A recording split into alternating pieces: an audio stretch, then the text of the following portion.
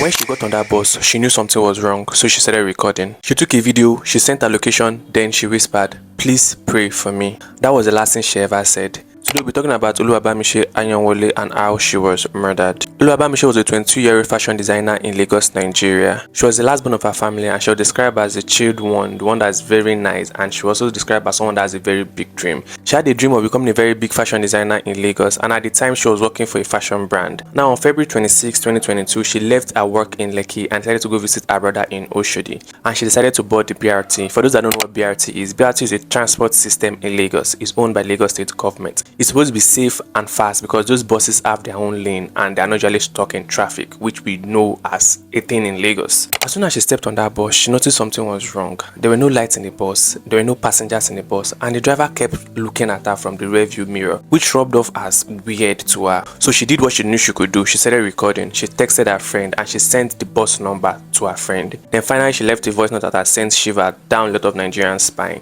"Please pray for me." And that was the last thing they ever heard of her. After that, she was gone. Her family did not hear from her and decided to search for her. They had to go to the BRT bus transport system to report her missing, but they just like shrugged and be like, "Oh, maybe she went to visit somebody." They didn't take it seriously, and for 9 days nobody knew where she was until her body was discovered under the Kata Bridge in Lagos. She was found naked and brutalized, but according to witnesses, she was thrown off the bus while still alive, and nobody cared to report to the police. After her body was discovered, the driver, Andrew Nice, disappeared.